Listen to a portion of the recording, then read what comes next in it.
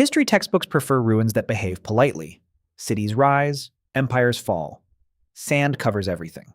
Centuries later, archaeologists arrive, dust off the evidence, and place the wreckage into a clean developmental chart where every society waits patiently for permission to become complex. Unfortunately, deserts have poor respect for paperwork. They preserve temples built before villages, calendars cut into stone before famous monuments, trading cities that weaponized water, sacred mountains that legitimized kings, frontier towns where religions overlapped before doctrine learned to behave, and Bronze Age bodies wearing artificial eyes long before advanced medicine was supposed to be taking attendance.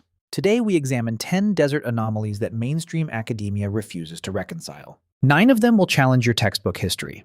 The 10th one might just make you question the structural integrity of historical consensus entirely. These places were not forbidden because aliens needed vacation homes or because every professor secretly owns a conspiracy shovel. They became uncomfortable because they expose a colder problem. Human complexity keeps appearing in places where institutional history expected simplicity. The desert did not merely bury these ruins.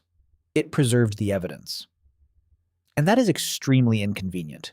Chapter 1, Göbekli Tepe, the temple before the village. Case file number 1 begins on a limestone hill in southeastern Turkey, where the ground does not look dramatic at first. You stand under the dry sky of Upper Mesopotamia, near the edge of the Saharan plain, looking at a mound that once seemed like nothing more than another swollen wrinkle in the landscape. Then the stone appears.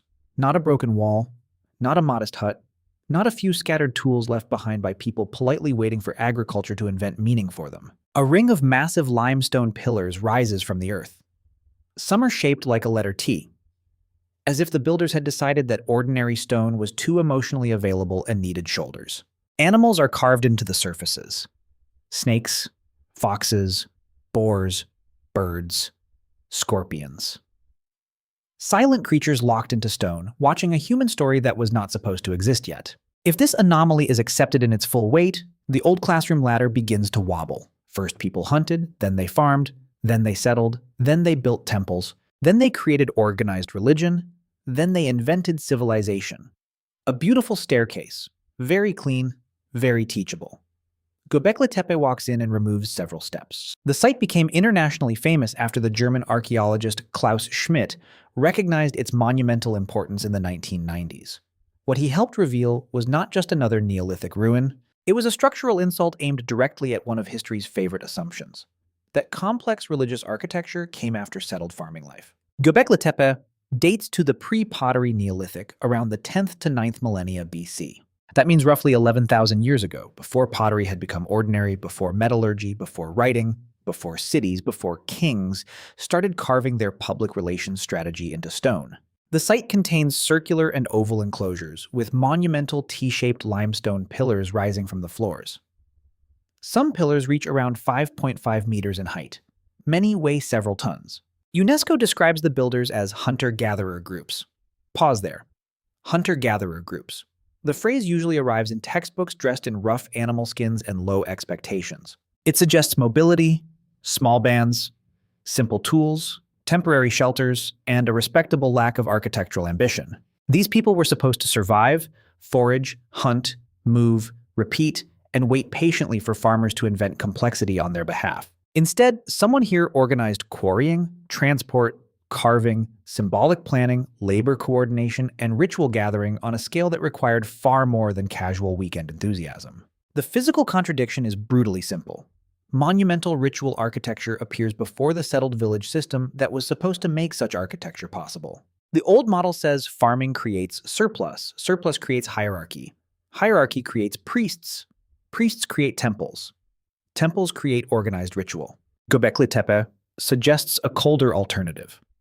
Ritual obligation may have helped create the social pressure that made settlement and agriculture more attractive in the first place. The temple may not have followed the village may have followed the temple. This is where the problem becomes politically unpleasant. The neat agricultural model is not just an academic diagram. It carries a philosophy of civilization.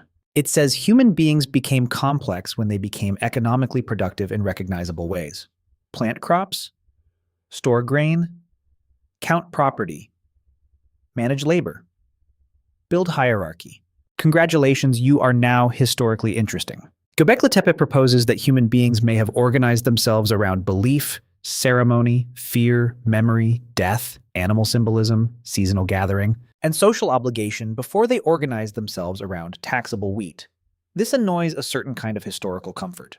Because if religion, ritual, and symbolic architecture could coordinate large groups before farming bureaucracy, then civilization was not born only from economic efficiency. It may also have been born from invisible pressure, the need to gather, perform, belong, remember, impress, obey, sacrifice, and stand beneath stones taller than your house would ever be. The textbook narrative is elegant. Humans were simple until farming made them complicated. Very efficient, very linear, very suitable for a laminated classroom poster. Then the pillars show up. The orthodox explanation does not collapse completely, and it should not be mocked into stupidity. Agriculture still transformed human society. Sedentism still changed population density, property, labor, disease, conflict, and hierarchy. No serious person needs to pretend grain was irrelevant. Grain has caused more administrative misery than many invading armies. But Göbekli Tepe changes the sequence. It suggests that the symbolic world was already heavy before the granaries were full. The people who built it were not primitive minds randomly stacking rocks in the hope that future archaeologists would have job security. They were creating a ritual landscape with repeated forms, carved imagery, spatial design, and deliberate construction. And then, perhaps most strangely, they buried it. Not accidentally. Not because a sandstorm had a busy afternoon. The enclosures were intentionally filled in. A monumental site was created, used, modified, and sealed. That act alone implies memory, closure, decision-making, and collective labor. It means the builders did not simply abandon the place like a failed campsite. They retired it with effort. That is not chaos. That is institution, just not the kind with marble offices and committee minutes. Several cautious possibilities remain open. Perhaps Göbekli Tepe was a ritual gathering center for mobile groups across a broad region. Perhaps feasting, burial practices, seasonal meetings, and animal symbolism helped bind dispersed communities together. Perhaps the social demands of maintaining such a place encouraged more stable settlement nearby. Perhaps the need to feed gatherings helped push experimentation with cultivation. None of this requires aliens, lost super civilizations, or a secret priesthood with suspiciously modern project management software. The real possibility is more disturbing because it is more human. People may have built civilization not because they calmly optimized food production, but because they were already trapped in webs of meaning they could not escape. They gathered. They carved. They obeyed symbols. They carried stone. They buried sacred space. They organized themselves around things no spreadsheet could fully explain. So what exactly was Göbekli Tepe? Temple, gathering ground, ancestor site, animal cosmology, social machine, or all of these at once? How many other ritual centers disappeared because archaeologists expected villages first and questions later? And if hunter-gatherers could create this, how many other simple societies have been simplified mostly for the convenience of people who arrived thousands of years too late? The first case does not prove that everything we know is false. It proves something more irritating. The timeline was too confident. And once the desert edge of Upper Mesopotamia gives us a temple before the village, the Sahara gives us something just as impolite. Stones arranged not only for ritual, but for the sky itself. Chapter 2, Nabta Playa, the calendar in the empty Sahara. The second anomaly on our list takes us into southern Egypt, far from the ceremonial gravity of the Nile Valley, into a place where the modern map looks almost hostile to memory. You stand in the Sahara, surrounded by a silence so wide it feels engineered. There are no temple walls rising above you. No golden burial mask. No pharaoh staring into eternity with excellent branding discipline. There are stones. Small by the standards of empire. Modest compared with pyramids. Easy to underestimate, which is exactly how history prefers its most dangerous evidence. At Nabta Playa, the desert preserves a question older than Stonehenge. Why were nomadic cattle-herding communities arranging stones in ways that appear connected to the sky, the summer solstice, and the seasonal return of rain? If this anomaly is taken seriously, then the Sahara stops being a dead background behind Egyptian civilization. It becomes an older stage of African adaptation, where survival required reading climate, animals, water, stars, and time with lethal precision. A bad calendar here was not an academic inconvenience. It was a dead herd. And in a pastoral world, a dead herd is not a minor logistical setback. It is the economy resigning. Nabta Playa entered modern archaeological discussion through the work of Fred Wendorf and other researchers who helped reveal that this now empty region once belonged to a wetter, prehistoric Sahara. The site lies in southern Egypt, in the Nubian Desert, west of the Nile. It is associated with nomadic cattle herding groups more than 7,000 years ago, with some activity reaching back earlier into the African humid period, when seasonal lakes and grasslands made parts of the Sahara habitable in ways that now sound almost offensive to the landscape. The famous stone circle at Nabta Playa is often described as one of the earliest known astronomical alignments. Its stones are not gigantic. This is not Stonehenge with a desert passport. But scale is the wrong measure. The important evidence is not monumentality, it is intention. The arrangement has been interpreted as marking the summer solstice, which in that region would have mattered because the solstice roughly signaled the coming monsoon rains. In a world of mobile herders, water determined movement. Movement determined survival. Survival determined ritual. Ritual determined memory. Suddenly, the stones are no longer decorative. They are a survival instrument disguised as archaeology. The data cluster is small but sharp. Southern Egypt, more than 7,000 years old, older than Stonehenge, tied to cattle herding communities, associated with seasonal rainfall prediction, and interpreted as one of the earliest known attempts to anchor celestial observation into the human landscape. That is enough to cause trouble, because the standard picture of early complexity prefers river valleys. It likes the Nile, the Tigris, the Euphrates, the Indus, the Yellow River, water in a channel, fields beside it, priests counting grain, officials inventing taxes with the spiritual intensity of people discovering a new disease.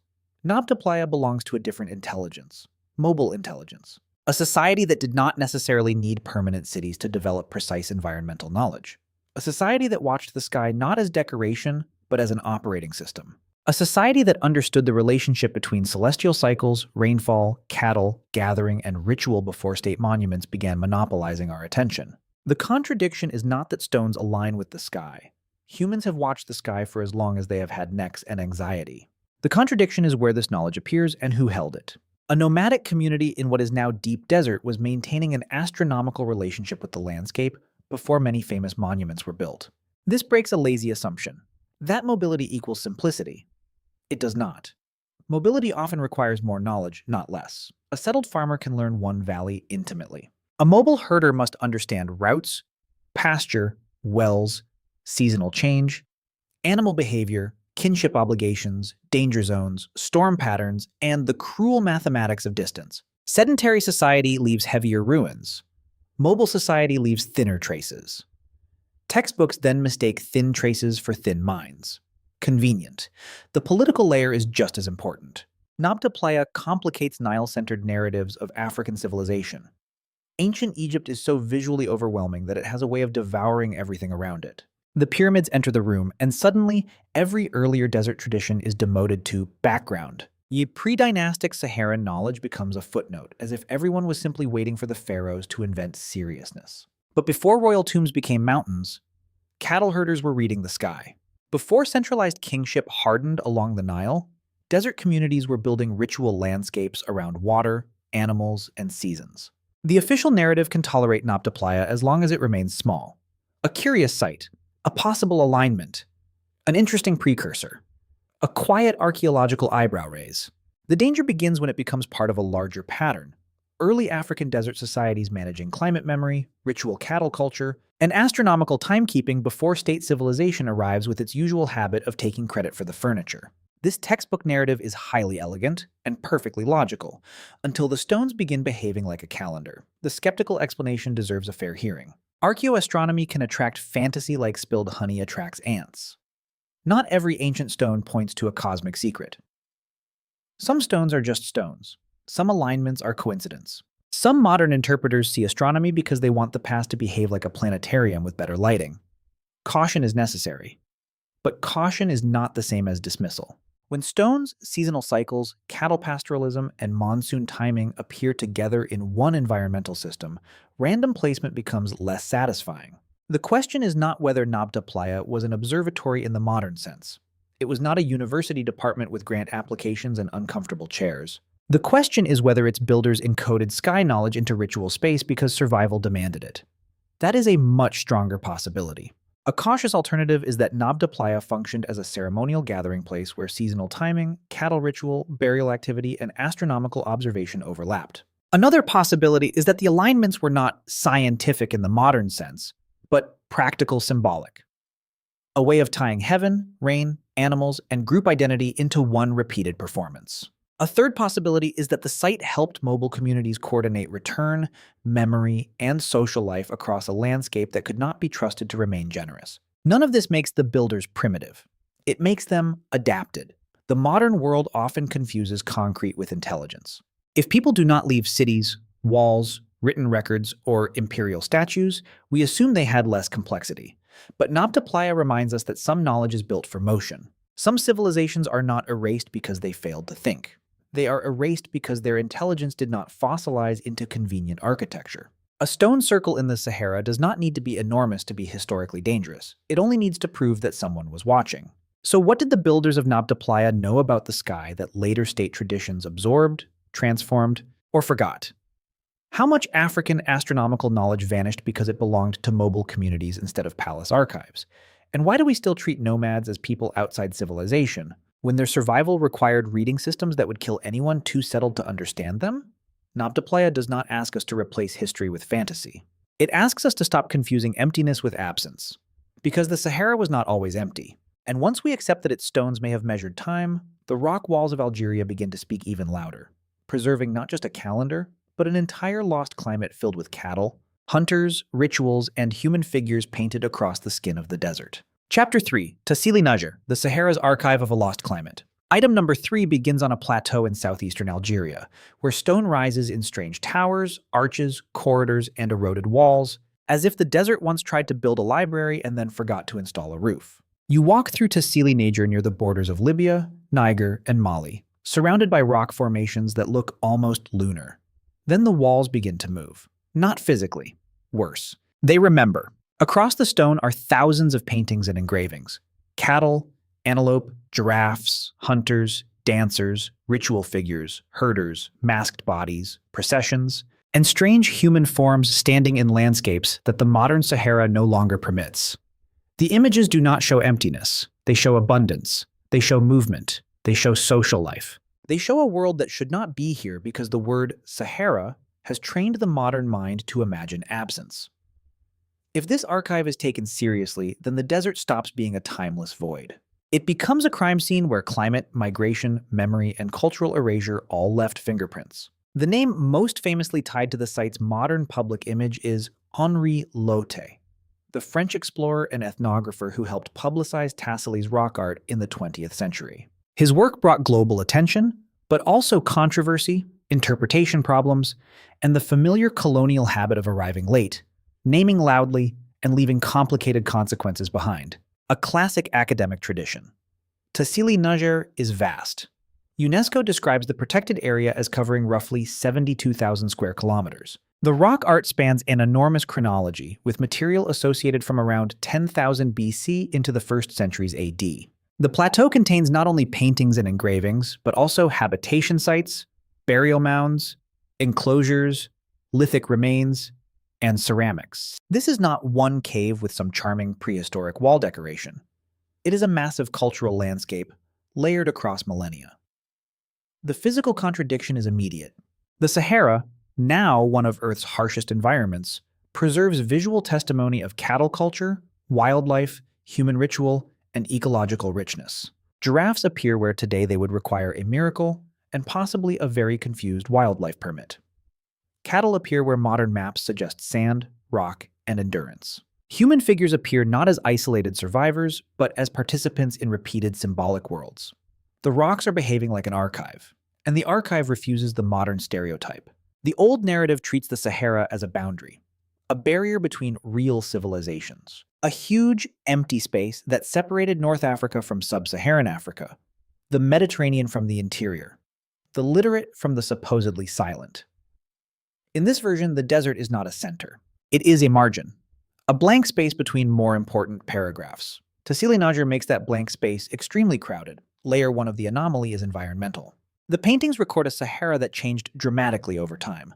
During wetter periods of the early and middle Holocene, Grasslands, lakes, rivers, and animal populations supported human communities across regions that later dried into brutal desert. The art becomes evidence of ecological transformation.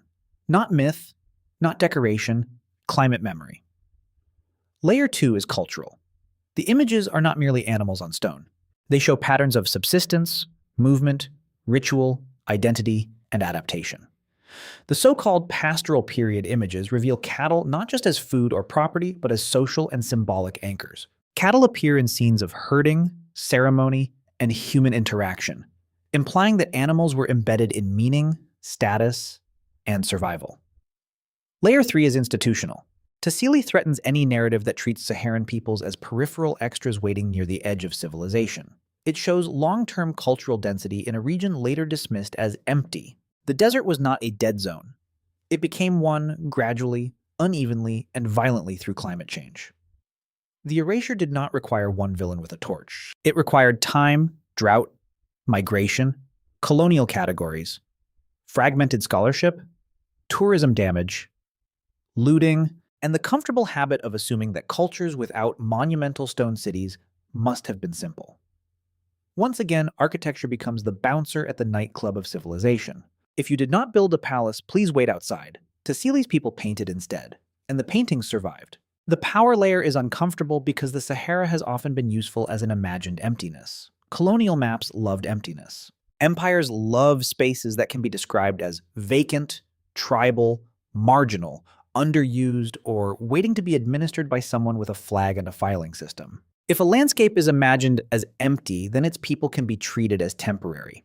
Its histories can be separated. Its routes can be exploited. Its art can be removed, photographed, reinterpreted, or packaged as primitive wonder. This textbook narrative is highly elegant and perfectly logical until the desert walls start documenting a vanished world in full color.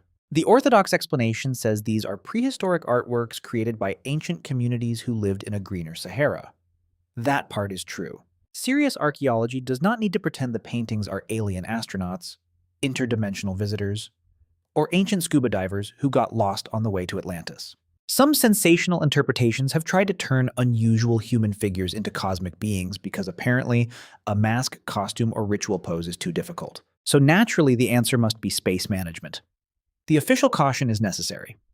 But oversimplification is another kind of blindness. Calling the images rock art can accidentally flatten them. It makes them sound like prehistoric people were simply expressing themselves on a slow afternoon, the way modern humans might buy a sketchbook and develop a personality. The density, spread, chronology, and thematic variation at Tassili point to something much deeper: repeated cultural practice across changing environments. These images may have functioned as memory systems, territorial markers, ritual surfaces, teaching devices, cosmological statements, or social records. They may encode relationships between animals, humans, ancestors, spirits, seasons, and landscapes. The precise meanings are not always recoverable. The artists did not leave us a helpful museum label reading, "This scene explains our entire metaphysics. Please cite correctly." Rudy of them. But uncertainty does not equal emptiness. It means the evidence is richer than our categories. A cautious alternative is that Tassili preserves multiple overlapping cultural traditions, not one unified Saharan art style. Another possibility is that the paintings reflect shifting economies, from hunting to herding to later forms of mobility as the climate changed. A third is that ritual and ecological memory became fused on the rock surfaces, so the walls did not merely record animals. They helped communities remember how to live in a landscape that kept transforming. The paradox is almost cruel. The desert erased the living world that produced the art, then preserved the art well enough to accuse us of forgetting that world existed. So why do we still imagine the Sahara as timeless emptiness when its stone walls show movement, abundance, and cultural memory? How many societies disappear from history simply because their greatest archives were not written in alphabets? And what happens when climate change does not merely kill a landscape, but turns an entire civilization into scattered images that later visitors mistake for decoration? Tassili Najr does not give us a single lost city. It gives us something wider and more disturbing: a lost environment full of human systems. The first case gave us ritual before villages. The second gave us a calendar in the desert. The third gives us a painted archive of a Sahara that was alive. And from these ancient landscapes of sky, cattle, and stone, the investigation moves toward a different kind of desert intelligence. Not memory painted on rock, but a city carved into it, where water was not merely collected, but controlled so precisely that survival became an economic weapon. Chapter 4. Petra, the desert city that engineered water like a weapon. Dossier number 4 opens in a narrow gorge of rose-colored stone, where the walls rise so high that the sky becomes a thin blue wound overhead. You walk through the sick toward Petra, and the desert begins performing one of its oldest tricks, pretending that nothing important is nearby. Then the cliff face changes. Columns appear from the rock. A facade emerges, carved rather than assembled, half building and half geological argument. The famous treasury stands ahead, not as an isolated wonder, but as the most photogenic symptom of a much larger system. Petra is usually sold to the imagination as a lost city hidden in stone. Very romantic, very marketable, extremely useful for brochures. But Petra's real genius was not that people carved architecture into cliffs. It was that they turned water into power. If this city is understood properly, the Nabataeans stop looking like exotic desert merchants with excellent taste in sandstone. They become engineers of scarcity, masters of route control, and political operators who built a commercial machine inside a landscape designed to punish anyone who misread it. You stand in a region between the Red Sea and the Dead Sea in what is now Jordan. Petra was the capital of the Nabataean kingdom, inhabited since prehistoric times and transformed into a major caravan center. It connected Arabian incense, Indian spices, Chinese silk, Mediterranean demand, and desert routes that only looked empty to people who did not understand logistics. The city is surrounded by mountains, gorges, and hidden passageways. Its architecture is famously half-built and half-carved into living rock. Rome annexed the Nabataean kingdom in AD 106. The site later suffered earthquakes, changing trade routes, and long decline before Johann Ludwig Burckhardt reintroduced it to European scholarship in 1812. That summary sounds clean. The actual city was not. Petra functioned because the Nabataeans understood something empires often learn too late. In the desert, water is not a resource. It is sovereignty. They built channels, dams, cisterns, conduits, reservoirs, and rock-cut systems to capture sudden rainfall and control dangerous flash floods. They diverted water, stored water, protected water, and distributed water across a city that should not have been able to support its population, travelers, animals, temples, markets, tombs, and elite display. They did not simply survive the desert, they made the desert charge admission. The data cluster is unforgiving. Petra sits in a dry mountain basin. It controlled caravan movement between Arabia, the Levant, Egypt, and the Mediterranean. It became rich through incense and luxury trade. Its monumental facades were carved directly into sandstone cliffs, and its water systems allowed settlement and commerce in a zone where seasonal rainfall could be both gift and weapon. The physical contradiction is not just architecture in the desert. It is urban abundance built from hydrological precision. The official simplified version prefers the facade. The treasury, the monastery, the glowing stone, the canyon reveal. A perfect place for tourists to whisper, take photos, and briefly feel archaeological before buying a magnet. Petra allows this because it is beautiful. Beauty is useful. It distracts people from infrastructure. Behind the spectacle was an operating system. Water capture made population possible.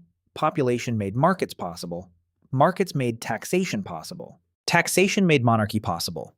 Monarchy made monumental architecture possible. Monumental architecture made legitimacy visible. Everything fed everything else, which is usually how a serious civilization behaves when it is not being reduced to a mysterious desert city by people allergic to administration. The paradox is sharp. Petra was not lost because it was primitive. It declined because the systems sustaining it changed. Trade routes shifted. Roman annexation altered political control.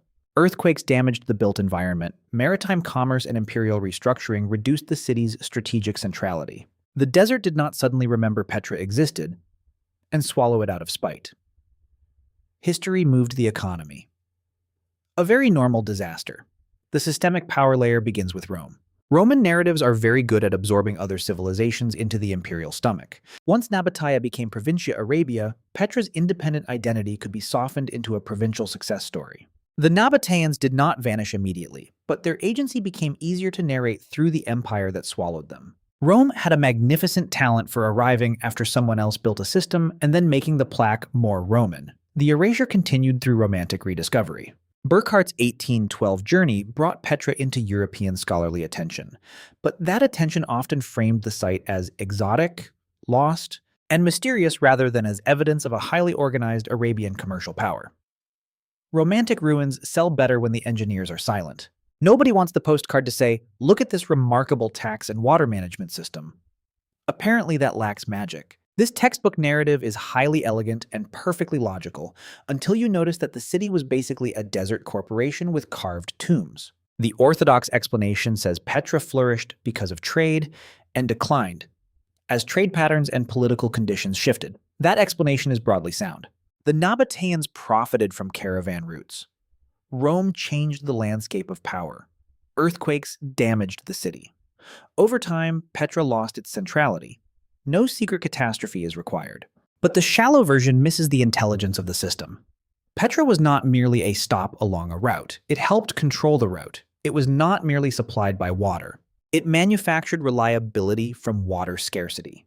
It was not merely carved into stone. It used stone as defense, theater, identity, and economic intimidation. A cautious alternative reading is that Petra's power rested on the fusion of engineering and information, knowing routes, wells, seasonal risks, caravan timing, and political relationships better than outsiders. Another possibility is that Nabataean religious and funerary architecture helped convert trade wealth into permanent elite legitimacy. A third possibility is that the city's hidden geography itself was a form of strategy, making Petra both sanctuary and checkpoint. The usual description calls it a lost city. Lost to whom? The people who lived near it did not require a European explorer to certify that sandstone existed. The phrase rediscovered often means entered the paperwork of outsiders. Petra was not missing from the earth. It was missing from the institutions that decide when a place becomes historically important. Very convenient institutions. So what was Petra really? A sacred city, a caravan capital, a water machine, a political theater, or a desert monopoly carved into stone? How many other lost cities are only lost because the empire that recorded them was not the one that built them? And why do we keep treating infrastructure as less mysterious than monuments when infrastructure is usually where the real power hides? Petra does not ask us to imagine impossible technology. It asks us to respect difficult competence.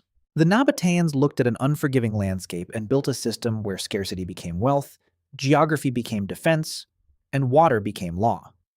That is not romance. That is strategy. And once Petra reveals the Nabataeans as engineers of desert power, the next ruin sharpens the picture further south.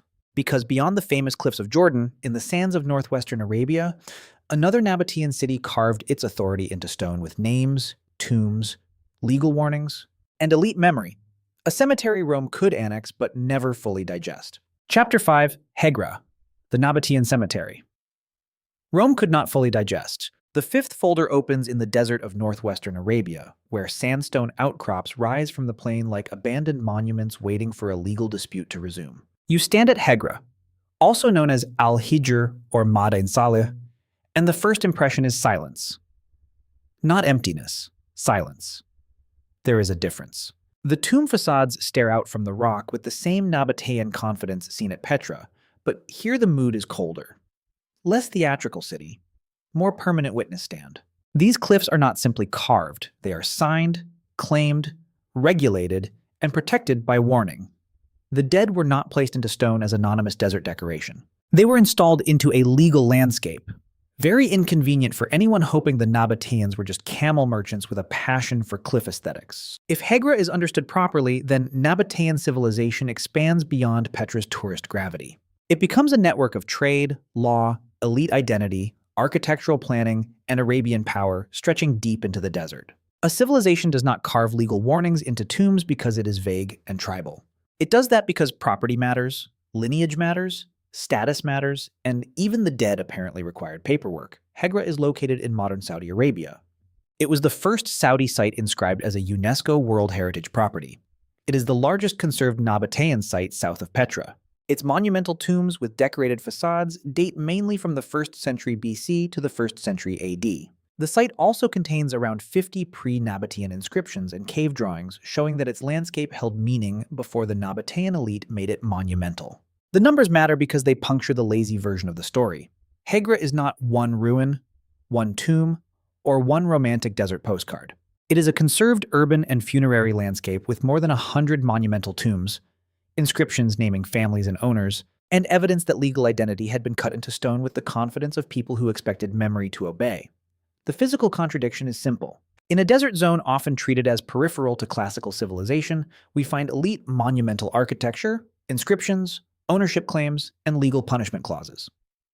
The tombs are not mute.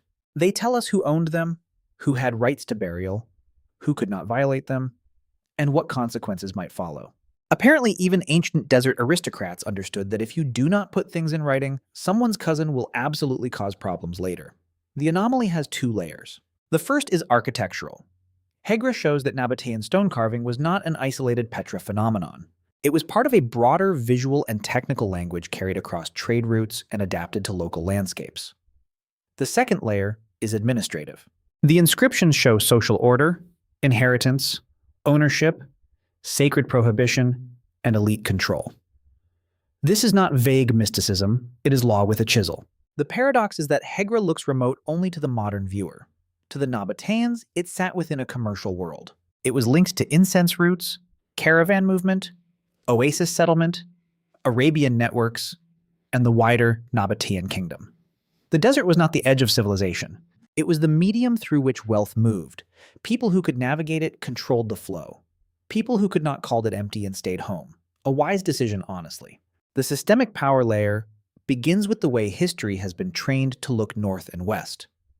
Greco-Roman narratives dominate the ancient Mediterranean imagination.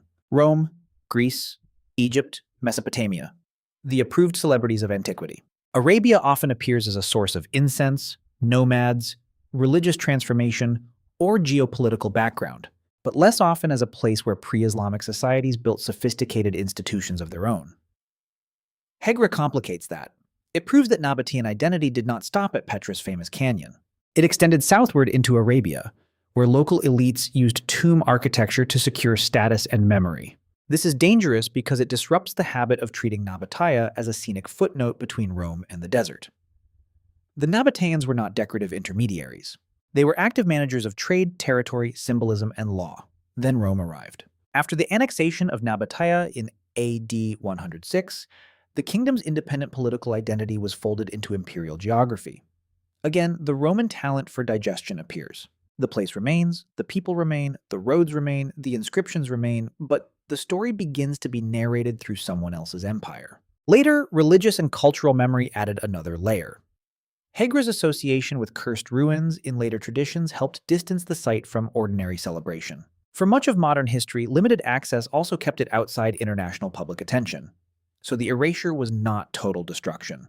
It was quieter: annexation, reframing, religious unease, restricted visibility, and the global habit of looking at Petra while treating Hegra as its less famous relative. The textbook narrative is highly elegant and perfectly logical, until a desert cemetery starts reading like a property archive. The orthodox explanation says Hegra was a Nabataean settlement and funerary site connected to trade routes, later absorbed after Rome annexed the Nabataean kingdom. This is fair. It does not need fantasy to be interesting. No one has to drag aliens into a cemetery. The dead already have enough problems. But the weak version turns Hegra into Petra, but in Saudi Arabia. And that is not analysis. That is tourism by comparison. Hegra matters because it shows Nabataean power as distributed, literate, legalistic, and deeply invested in elite memory. It also shows how desert sites can preserve social structure in forms that cities often lose: names, family claims, tomb ownership, and sacred restrictions. A cautious alternative reading is that Hegra functioned as both a local elite cemetery and a visible claim over trade-connected territory. Another possibility is that tomb facades created a competitive language of status, where families used architecture to display wealth and legitimacy. A third possibility is that legal inscriptions helped stabilize social order across a mobile commercial world, where property had to be defended not just by walls, but by sacred warning and public memory. The point is not that Hegra was more important than Petra. The point is that Petra was not alone. That should not feel revolutionary. But history often behaves like a stage manager with limited lighting. One famous city gets illuminated, and the network around it disappears into darkness. Hegra turns some of those lights back on. And what appears is not a mysterious ruin. It is a civilization insisting that its dead still own space. So why did Nabataean Arabia become a footnote when its tombs preserve names, laws, status, and power in stone? How much of ancient Arabian history has been flattened because later empires and later religions became louder than the societies before them? And why do we keep calling desert ruins mysterious when many of them are practically shouting their administrative logic at us in inscriptions? Hegra does not reveal a forgotten magical city. It reveals something colder, a society organized enough to regulate memory after death. The desert kept the tombs, Rome kept the province. Later tradition kept the warning. Modern tourism kept the photographs, but the inscriptions kept the people. And from these carved, legal cemeteries of Nabataean Arabia, the investigation moves deeper into the logic of desert trade, toward a place where archaeology, satellite imagery, legend, incense wealth, and collapse all meet at the edge of the empty quarter. A city, oasis, station, or myth that became famous precisely because no one can agree what it was. Chapter 6. Ubar/Shisr, the city that became a satellite problem. The sixth fragment of our investigation sits near the edge of the Rub al-Khali, the empty quarter, where the desert earns its name with almost theatrical commitment. You stand in Dhofar, Oman, near Shisr, where the ground looks less like a place for cities and more like a formal warning issued by geology. This is the kind of landscape that does not invite settlement. It negotiates terms. Here, the story of Ubar begins to blur.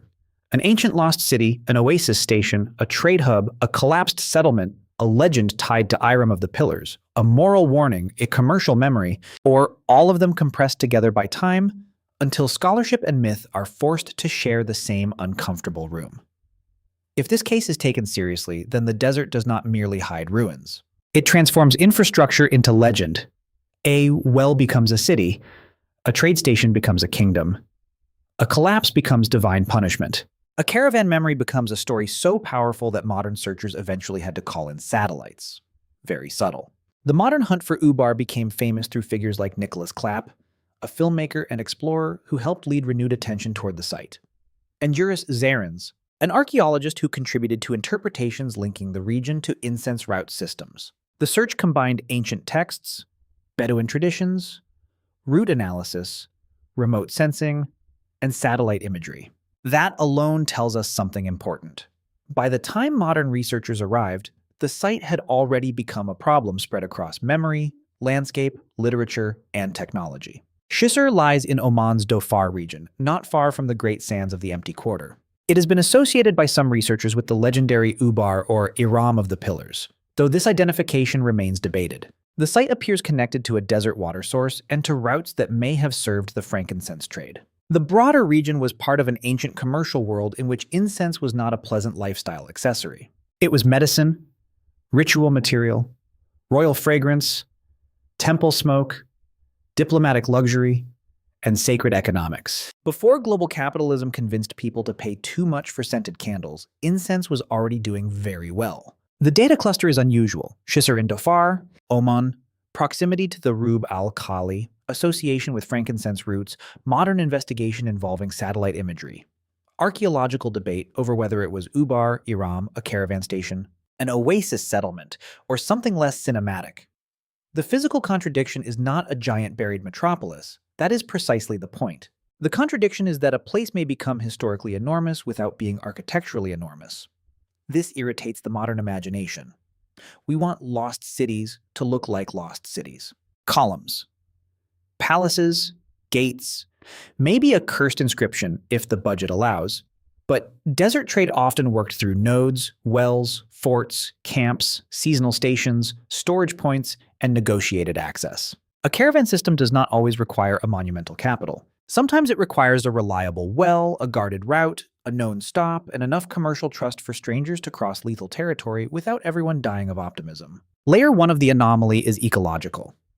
A desert settlement could rise or fall around water access. If the water source failed, collapsed, or became unreliable, the settlement's meaning could change rapidly. The ruin associated with Shisr has been interpreted by some as having suffered structural collapse connected to the undermining of a limestone cavern or sinkhole beneath the site.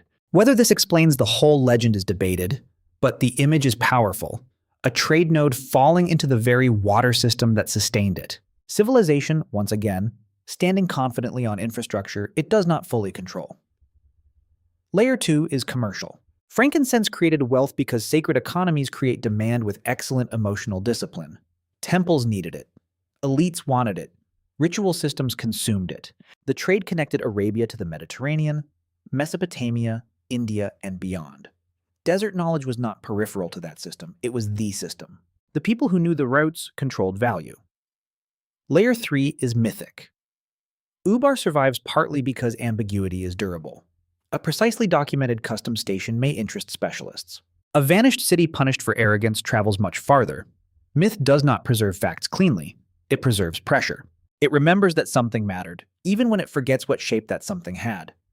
The systemic power layer sits between religion, luxury, and geography. Incense wealth was tied to temples, royal courts, elite consumption, and long-distance exchange. Control over frankincense routes meant influence over sacred market. That threatens the tidy separation between spiritual and economic history. In reality, the ancient world rarely separated them. The gods had supply chains, priests had procurement issues. Sacred smoke still required logistics. The erasure mechanism was gradual. Route decline, shifting markets, water failure, desert encroachment, and the transformation of commercial memory into moral legend. By the time modern investigators arrived, they were not excavating a simple ruin. They were excavating a centuries-long argument between geography and storytelling. The textbook narrative is highly elegant and perfectly logical until the satellite image enters the chat. The orthodox position is cautious, as it should be. Scholars debate whether Shisr can truly be identified with Ubar or Iram. Some argue that the evidence supports a fortified Oasis site or caravan station, not the magnificent lost city described in popular retellings. Others suggest that Ubar may refer less to a single city and more to a region, network, or legendary memory attached to the incense trade. This caution is not boring. It is responsible. But the opposite oversimplification is also weak. Either a fabulous lost city or nothing at all. Apparently, nuance has been declared illegal. Desert archaeology often reveals systems that do not satisfy cinematic hunger. A well matters, a fort matters, a route matters, a collapsed settlement matters. A place does not need to be a capital to hold the memory of trade, fear, wealth, and disappearance. If Shisr was not Ubar in the grand legendary sense, it may still represent the kind of infrastructure from which such legends grow. A cautious alternative is that Ubar was a mythologized memory of multiple incense route nodes rather than one city. Another possibility is that Shisr preserved the remains of a real Oasis station, whose collapse became attached to older stories of punishment and vanished splendor. A third possibility is that the legend of Iram compressed ecological failure, moral teaching, and commercial decline into a single narrative because that is what human memory does when the paperwork is gone. It writes a better ending. The danger of this case is not that it proves a lost super city existed under the sand. It does not.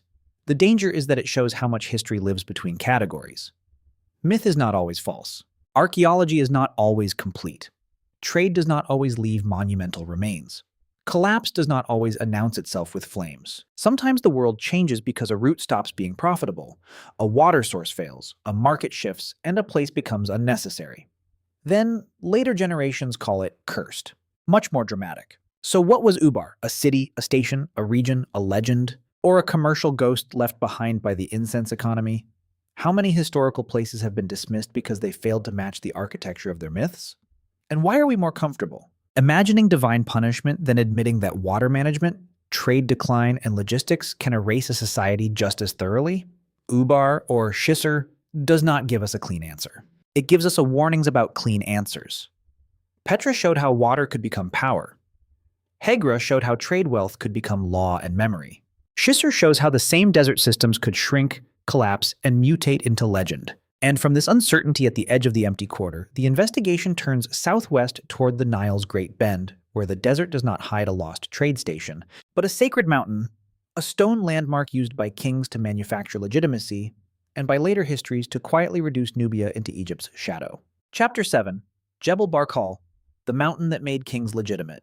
Number 7 rises from the desert in northern Sudan, where the Nile bends through ancient Nubia, and a flat-topped sandstone mountain stands like a verdict. You stand before Jebel Barkal, also known as Jebel Barkal, and the first thing to understand is that this is not merely a mountain. Mountains are geology. This was authority. Its cliff face catches the light. Its shape dominates the plain. Around it lie temples, palaces, pyramids, tombs, burial mounds, and the remains of royal landscapes built by people who understood something very old about power. A king is never just a man with weapons. A king needs a story, preferably one large enough to be visible from far away. If this case is taken seriously, then Nubia stops being the southern footnote to Egypt.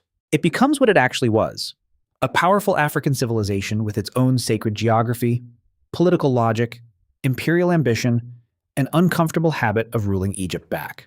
Textbooks do not always enjoy that part. Jebel Barkal was central to the ancient kingdom of Kush, especially during the Nabataean period. The wider UNESCO World Heritage Zone includes Jebel Barkal, Kuru, Nuri, Sanam, and Zuma, extending across more than 60 kilometers. It preserves remains associated with Nabataean culture from roughly 900 to 270 BC, and Meroitic culture from about 270 BC to AD 350. Within this landscape are temples, pyramids, tombs, burial mounds, palaces, and living complexes. This is not a lonely sacred rock. It is a political religious system anchored to a landscape. The human figures behind it are both named and anonymous: Kushite kings, queens, priests, builders, soldiers, artisans, and the communities that sustained royal power. Egyptian rulers and priests also recognized the mountain's sacred meaning, identifying it with divine authority, especially with Amun. Whoever controlled this mountain did not simply control land. They controlled a claim to cosmic legitimacy. Very practical. Because once the gods appear to endorse your throne, the tax office becomes much more persuasive. The anomaly has two layers. The first is architectural and political. Nubia produced temple complexes, royal cemeteries, pyramids, and sacred landscapes that were not passive imitations of Egypt, but active instruments of Kushite rule.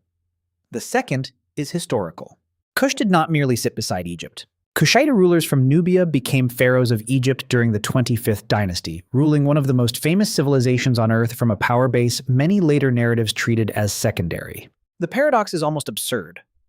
When Nubia shares visual language with Egypt, it is often described as derivative. When Nubia rules Egypt, the story becomes an awkward exception. When Egypt draws wealth, labor, religious influence, military pressure, or cultural exchange from the south, the footnote suddenly develops excellent hiding skills, a miracle of selective attention. The systemic power layer is colonial and academic. Egypt became the celebrity of African antiquity, framed through pyramids, pharaohs, mummies, museums, European expeditions, imperial collecting, and the long Western obsession with the Nile Valley as a civilization conveniently separated from the rest of Africa. Nubia, despite its power, often appeared as Egypt's neighbor, rival, supplier, imitator, or borderland. That framing did real damage. It made Kushite history look reactive rather than sovereign. It made Nubian pyramids look like smaller echoes instead of expressions of a different royal tradition. It made sacred sites like Jebel Barkal seem important mainly because Egyptians recognized them, instead of because Kushite rulers built an entire political theology around them. The erasure was not only textual, it was material. Museum extraction removed objects from context. Colonial excavation often prioritized pharaonic narratives. Political instability and underfunded Sudanese heritage work limited global visibility. Modern conflict and economic hardship further endangered sites. Meanwhile, popular media kept returning to Egypt because Egypt had better branding and more familiar silhouettes. Pyramids sell. Nubian nuance requires reading. Naturally, this caused problems. The orthodox explanation says Jebel Barkal was a sacred mountain associated with Amun, used by Egyptian and Kushite powers, and surrounded by important Nabataean and Meroitic remains. That is true. It is also too small if left there. The larger issue is how sacred geography became political machinery. The mountain gave kings a cosmic stage. Temples formalized the claim. Royal burials extended it into death. Architecture turned legitimacy into stone. This textbook narrative is highly elegant and perfectly logical, until Nubia stops behaving like Egypt's supporting actor and starts wearing the crown. The common simplification says Nubia borrowed from Egypt. This is not entirely false. Cultural exchange happened. Egyptian influence was real. Kushite rulers used Egyptian forms, titles, gods, scripts, and royal symbolism.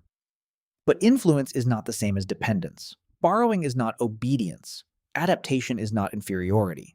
Empires borrow constantly. They just prefer to call it tradition when they do it. A cautious alternative reading is that Jebel Barkal functioned as a shared sacred center whose meaning shifted across Egyptian, Nabataean, and Meroitic periods. Another possibility is that Kushite rulers used Egyptian religious forms strategically, not passively, to claim legitimacy across both Nubian and Egyptian worlds. A third possibility is that the mountain's distinctive natural form helped create a durable sacred geography long before political regimes formalized it with temples and royal cemeteries. The mountain mattered because it made power visible.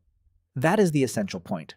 Jebel Barkal was not simply where belief happened, it was where belief became government. It linked landscape, god, king, dynasty, burial, and empire into one system. A ruler could point to the mountain and say, "This is not personal ambition. This is cosmic order." A classic administrative move: blame the universe. So why does Nubia remain less famous than Egypt when its rulers built pyramids, commanded armies, shaped Nile politics, and ruled Egypt itself?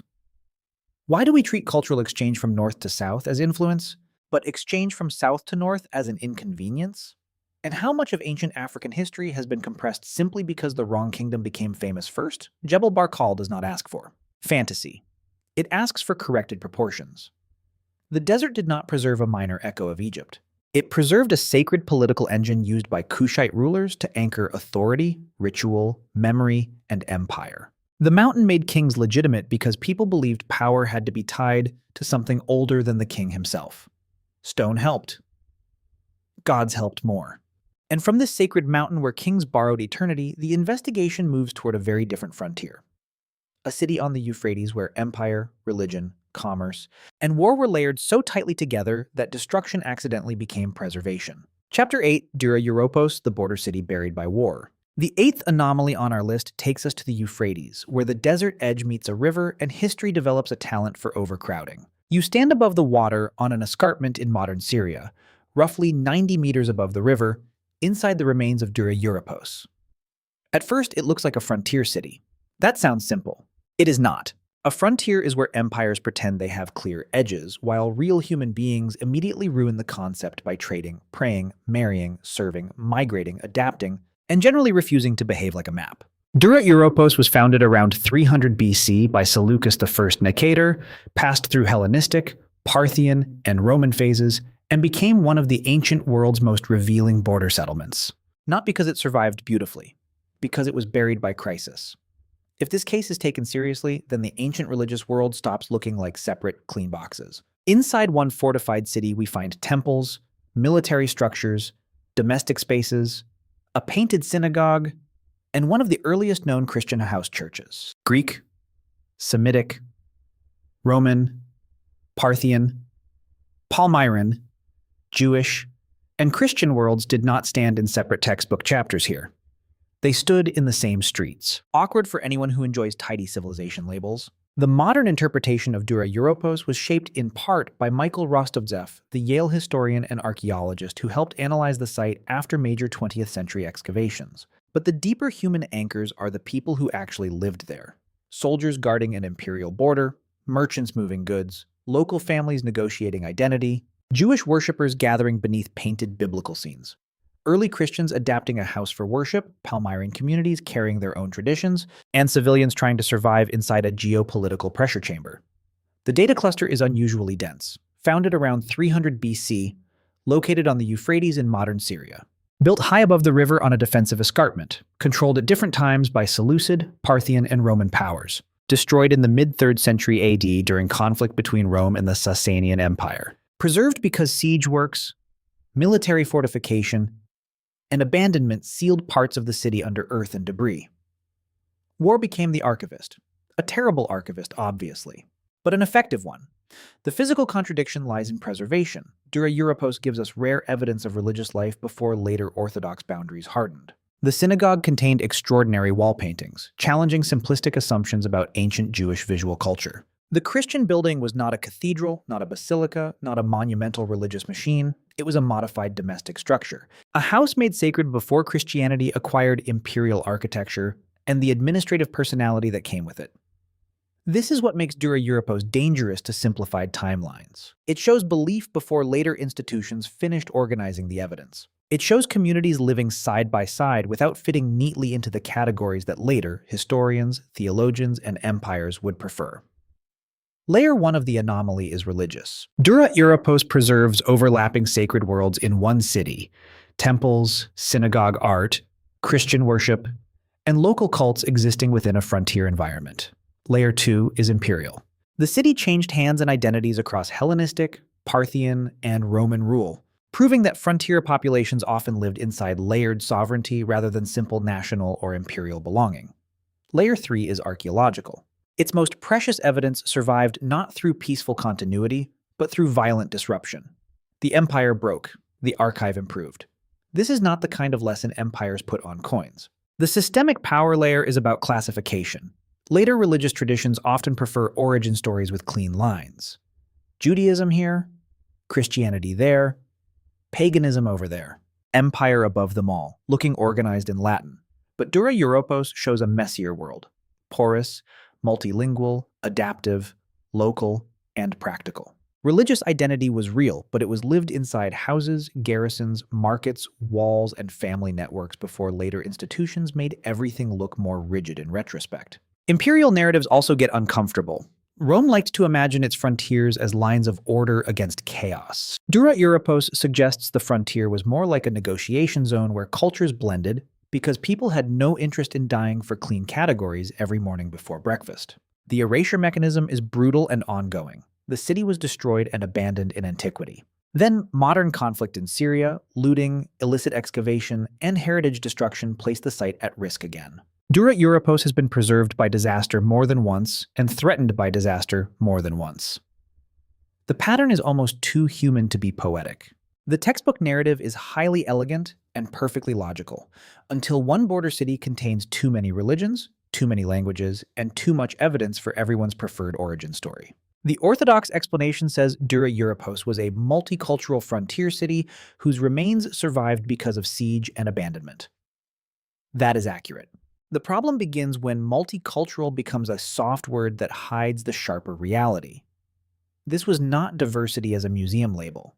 This was daily life under pressure. Soldiers, merchants, migrants, priests, scribes, families, and worshippers adapting inside a city that could be claimed by different empires depending on which army had recently won the argument. A cautious alternative reading is that Dura-Europos functioned as a living laboratory of frontier identity, where people adopted and preserved multiple cultural languages at once. Another possibility is that religious buildings there reveal early communities before later monumental institutions standardized worship. A third possibility is that the city's destruction accidentally froze a transitional world that would otherwise have disappeared under later imperial, Christian, and Islamic layers. That last point matters.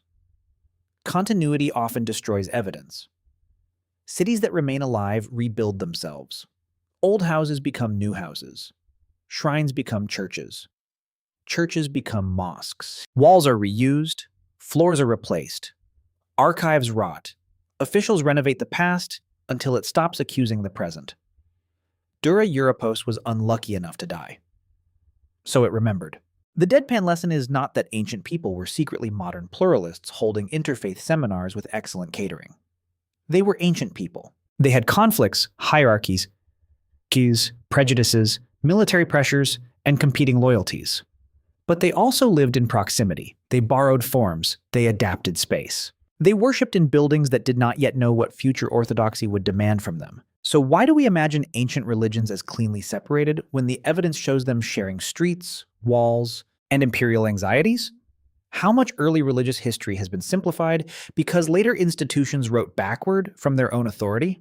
And what does it say about civilization that one of our best archives of coexistence was created by siege warfare? Dura-Europos does not offer a comforting picture. It offers a precise one. At the edge of empire, people did not live inside categories. They lived inside pressure. They prayed, traded, guarded, painted, feared, and adapted while larger powers treated their city as a square on a military board. Then the board burned.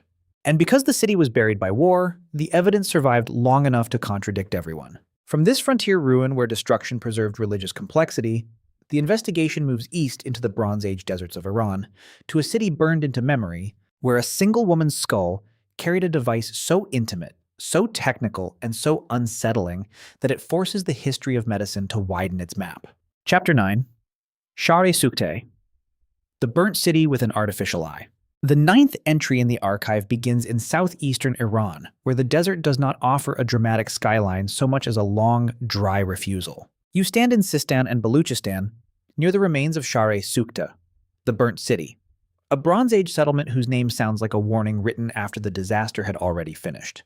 There are no pyramids here demanding attention from school posters. No giant imperial statue explaining itself with royal confidence.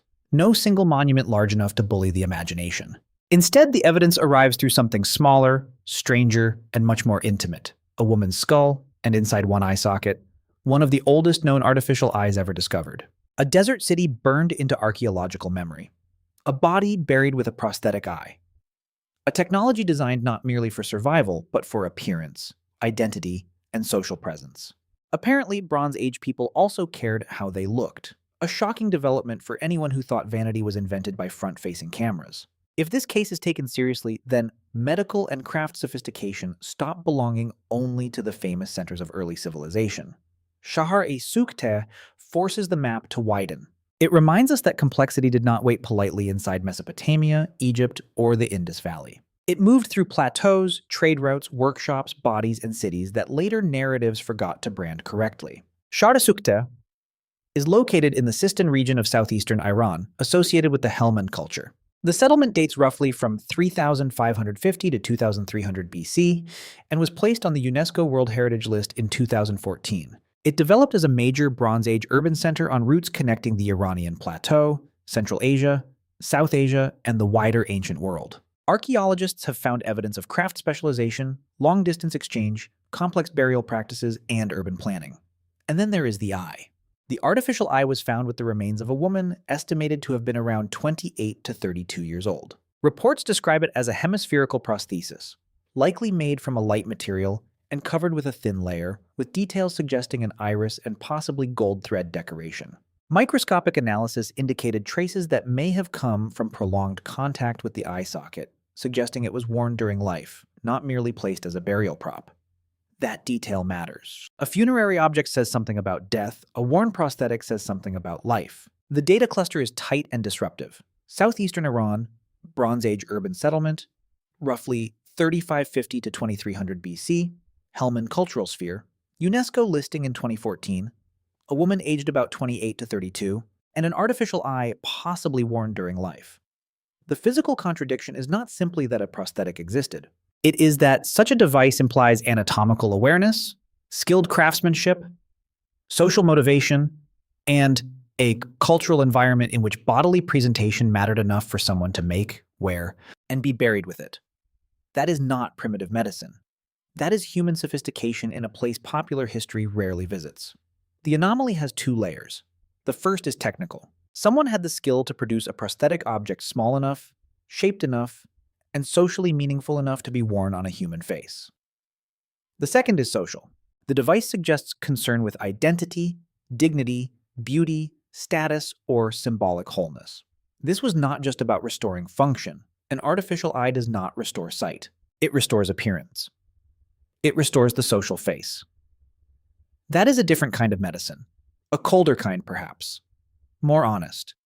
Because human beings have never only wanted to live. They have wanted to be seen correctly while living. Shahr-e Sukhteh's broader evidence deepens the problem.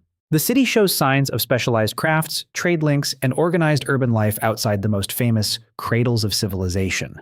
Its artifacts include painted pottery, seals, ornaments, gaming pieces, and materials suggesting connections across distant regions.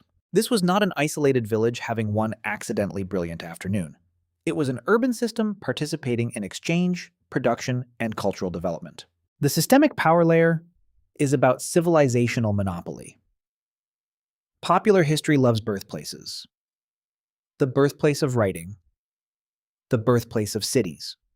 The birthplace of medicine. The birthplace of administration. These phrases are useful because they simplify the past into a few famous centers. They are also dangerous because once a place is labeled a birthplace, every other place becomes secondary, derivative, or influenced by. Very neat. Very wrong if taken too far. Shahr-e Sukhteh threatens the Mesopotamia and Egypt first imagination not by denying their importance, but by refusing to be minor. It shows that the Iranian plateau and its connected worlds were not just corridors between greater civilizations. They were places of invention, exchange, adaptation, and technical skill. The city was not merely receiving civilization through diffusion like a passive inbox, it was producing its own complex solutions. The erasure mechanism was partly visibility. Sites in Iran, Central Asia, and surrounding regions have often received less global popular attention than Egypt or Mesopotamia. Modern geopolitics, language barriers, limited media circulation, uneven funding, and the simple tyranny of famous images all helped keep Shahr-e Sukhteh out of the household name category. The site also suffered destruction and environmental vulnerability. Like many ancient settlements, it is both preserved and damaged by the landscape around it. The desert keeps evidence, but not gently. It is less a museum than a slow machine for selective survival. The textbook narrative is highly elegant and perfectly logical until a Bronze Age woman looks back with an artificial eye. The orthodox explanation says Shahr-e Sukhteh was a major Bronze Age urban settlement with sophisticated crafts and long-distance contacts, and that the artificial eye is an extraordinary but plausible product of its material culture. This is fair. No one needs to turn the prosthesis into evidence of lost laser surgery, ancient electricity, or a medical guild secretly run by time travelers with questionable ethics. The device is remarkable enough without nonsense. But the weak explanation tries to isolate it as a curiosity, an interesting artifact, a medical oddity, a museum-friendly surprise. That misses the deeper implication. A prosthetic eye requires not just making an object, but making an object for a person whose social world recognized the need. It suggests care, status, craft, and the psychology of appearance. It says that in this city, the body was not only biological, it was social. A cautious alternative reading is that the artificial eye belonged to a woman of significant status, perhaps someone whose appearance carried social or ritual importance. Another possibility is that prosthetic and cosmetic technologies were more widespread in Bronze Age urban societies than surviving evidence allows us to see. A third possibility is that the object combined medical, aesthetic, and symbolic functions, restoring facial wholeness, marking identity, and accompanying the wearer into death. The most disturbing part is not that the burnt city had advanced skill, it is that we are surprised. The surprise reveals the bias. We expect sophistication from famous civilizations and treat it as genius. We find it in less branded places and call it mysterious. The artifact did not become extraordinary only because it was old. It became extraordinary because it appeared where the popular imagination had left an empty space. So what did Shahr-e Sukhteh know about the body, beauty, craft, and identity that later histories failed to preserve? How many medical technologies have disappeared because they were made from fragile materials worn by ordinary bodies and buried without written explanation? And why do we still measure civilization by the height of its monuments when one small object in one woman's eye socket can expose an entire world of technical care? Shahr-e Sukhteh does not rewrite medical history by itself. It punctures its arrogance. The burnt city shows that urban sophistication can appear outside the approved spotlight, in places where trade, craft, climate, and human need created solutions as intimate as the face itself. A city does not need a famous king to be complex. Sometimes it only needs a worker skilled enough to shape an eye for someone who still had to meet the world.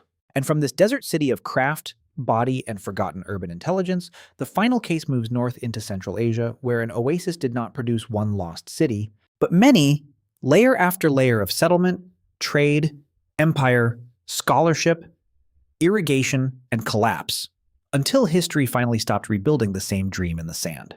Chapter 10.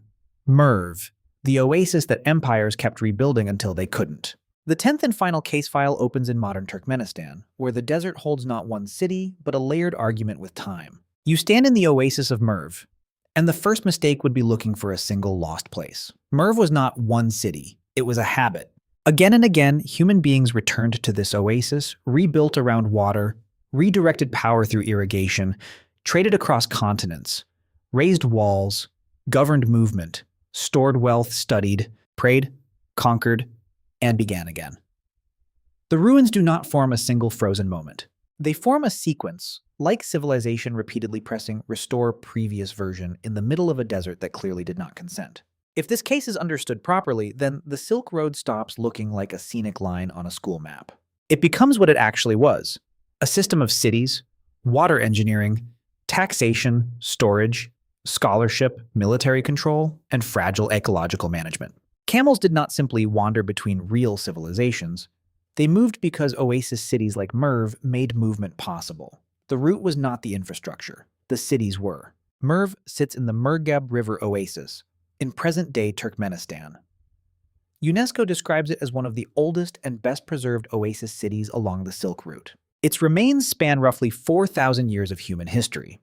Human settlement existed there from at least the 3rd millennium BC to the 18th century AD. The site was inscribed on the UNESCO World Heritage List in 1999. Across its long life, Merv was shaped by Persian administrators, Hellenistic influence, Parthian and Sasanian power, Islamic scholarship, Seljuk rule, Mongol conquest, and later regional transformations. That is not a stopover. That is a world city wearing different political costumes until the wardrobe caught fire. The data cluster is almost excessive. Around 4 millennia of occupation, multiple walled urban centers, irrigation-dependent oasis settlement, Silk Road trade connections, Islamic intellectual life, Seljuk imperial importance, and catastrophic destruction during the Mongol campaigns of the 13th century. The physical contradiction is not that a city existed in the desert. It is that the oasis generated major urban life again and again across vastly different empires because water control and geography made the place strategically irresistible. Layer 1 of the anomaly is urban. Merv was not a single abandoned ruin with one neat story. It was a succession of cities, older settlements, fortified urban zones, shifting centers, rebuilt walls, reused landscapes. Human occupation migrated across the oasis as water, power, security, and administration changed. Most ruins die once. Merv kept reincarnating, which is impressive, if slightly exhausting. Layer 2 is logistical. Oasis cities were not passive beads on the Silk Road necklace. They were control points. They fed travelers, taxed goods, managed water, protected routes, hosted markets, and connected empires. If the desert is a barrier, an oasis is a machine for turning geography into revenue. Layer 3 is intellectual and political. Merv became a major center in the Islamic world, especially under the Seljuks. Scholars, administrators, merchants, artisans, and rulers made it more than a trade hub. It was a city of books, bureaucracy, theology, commerce, and power. The desert did not prevent complexity. It concentrated it. The systemic power layer is about how maps lie politely. The Silk Road is often drawn as a line between China and the Mediterranean, as if Central Asia were a corridor and not a historical engine. This makes for clean classroom graphics. It also quietly reduces oasis civilizations to service stations between more famous endpoints. Merv refuses that treatment. It was not between history. It was history. The city controlled movement because it controlled survival. It mattered because caravans needed water, security, markets, and political permission. Empires wanted it because whoever held Merv could influence routes, taxation, military campaigns, and regional legitimacy. Scholars came because urban wealth supported learning. Merchants came because exchange creates its own gravity. Conquerors came because conquerors have always had a tragic inability to leave functioning cities alone. Then came catastrophe. The Mongol conquest in the 13th century devastated Merv so severely that later, memory turned its destruction into one of the great urban traumas of the medieval world. Numbers reported in medieval sources are often enormous and should be treated cautiously because chroniclers sometimes counted horror with the same precision modern politicians count promises. Still, the devastation was real. Merv's power was broken. Its irrigation systems, population, institutions, and urban continuity suffered damage on a scale that reshaped its place in history. But conquest alone does not explain everything. Cities die through systems. Water channels fail. Trade routes shift. Political centers move. Maintenance declines. Fields become vulnerable. Irrigation, the very technology that sustains oasis civilization, also creates dependency. If power can no longer protect and repair the system, the city's future begins to dry from the inside out. The textbook narrative is highly elegant and perfectly logical, until the trade route turns out to be a chain of engineered urban worlds. The orthodox explanation says Merv rose because of its oasis location and Silk Road position, flourished under multiple empires, suffered catastrophic damage from conquest, and declined through shifting political and environmental conditions. That is accurate. It is also too thin when told as a travel route story. Merv was not merely located on the Silk Road. It helped create the road's reality. A cautious alternative reading is that Merv's repeated urban rebirths depended on the unusually powerful combination of irrigation, imperial sponsorship, and route control. Another possibility is that its decline came not from one disaster, but from the accumulated breakdown of the systems that made Oasis urbanism viable. A third possibility is that Merv's history should be understood less as a city biography and more as a landscape biography. Water, walls, fields, roads, and governments shifting around one strategic ecological opportunity. That matters because Merv exposes the weakness of how we imagine civilization. We prefer cities as objects, walls, monuments, names, rulers, but Oasis cities are processes. They require constant maintenance. Their survival depends on labor that rarely gets statues: canal diggers, farmers, guards, scribes, engineers, tax collectors, animal handlers, merchants, and repair crews. The people who keep civilization alive are usually the people history forgets first. Very efficient forgetting. So what was Merv? A Persian frontier, a Silk Road metropolis, an Islamic intellectual center, a Seljuk capital, a Mongol victim, or a desert irrigation machine that kept wearing new historical identities? How many Central Asian cities have been treated as corridors because the endpoints had better publicity? And what does it mean that a city can survive for millennia, only to remain almost invisible in the popular imagination because it did not fit the Mediterranean versus China storyline? Merv does not close this investigation with a single object. It closes it with scale. Göbekli Tepe showed that ritual could organize people before farming bureaucracy was supposed to permit monuments. Nabta Playa showed that mobile desert communities could read the sky for survival. Tassili showed that the Sahara was once a cultural archive, not an empty void. Petra turned water into commercial power. Hegra carved law and lineage into stone. Shisr showed how trade infrastructure can become legend. Jebel Barkal made kings legitimate through sacred geography. Dura-Europos preserved religious complexity through war. Shahr-e Sukhteh placed medical craft inside one woman's face. And Merv stretched urban life across 4,000 years of Oasis history. The desert did not simply bury these ruins, it preserved the receipts. And the receipts say the official timeline was never as clean as it looked. Conclusion: the desert preserved the evidence. You made it to the end because at some point, the clean version stopped working. That is the real pattern underneath these 10 case files. Not aliens, not magic. Not a secret academic council meeting under a pyramid-shaped conference table. Something simpler, colder, and more embarrassing. The official story was too neat. It wanted civilization to move in a straight line. Primitive bands, farming villages, cities, states, writing, religion, science, empire. A tidy staircase.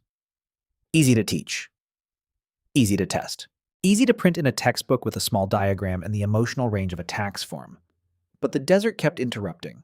It preserved a temple before the village at Göbekli Tepe. It preserved astronomical memory at Nabta Playa.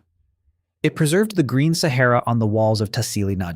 It preserved Petra's water empire, Hegra's legal dead, Shisr's argument between trade and legend, Jebel Barkal's sacred kingship, Dura-Europos's crowded religious frontier, Shahr-e Sukhteh's artificial eye, and Merv's repeated resurrection as an Oasis metropolis. None of these ruins prove that everything historians know is false. That would be too easy. What they prove is more uncomfortable. Human complexity does not always appear where institutions expect it, and it does not always leave the kind of evidence institutions prefer. Sometimes intelligence is ritual before farming. Sometimes it is mobility instead of settlement. Sometimes it is water control, root knowledge, burial law, sacred geography, cosmetic medicine, or the maintenance of canals no conqueror bothered to praise. The desert did not make these civilizations mysterious. For centuries, people did that part themselves. Empires absorbed them. Climate scattered them. Trade routes abandoned them. Religious memory simplified them. Colonial archaeology categorized them. Popular history photographed the monuments and ignored the systems underneath. Then, after enough damage had been done, everyone looked at the ruins and called them enigmatic. Very generous. The colder conclusion is this: the past was never primitive in the way we were taught to imagine. It was uneven, local, experimental, fragile, brilliant in forms that do not always survive cleanly. A society does not need skyscrapers to understand the sky. It does not need writing to organize ritual. It does not need an empire to manage water. It does not need a famous capital to develop medicine. It does not need modern approval to have been complex, and maybe that is why these ruins feel forbidden. Not because someone locked the truth away, because the truth was always lying in the sand, waiting for the timeline to become less arrogant. If you are still here, you are probably the kind of viewer who notices when history's official chart has cracks in it. Subscribe to Minimal Histories and defend your theory in the comments. Which of these desert ruins most damages the clean textbook model? Because the ruins are not silent. We just spent a very long time asking them the wrong questions.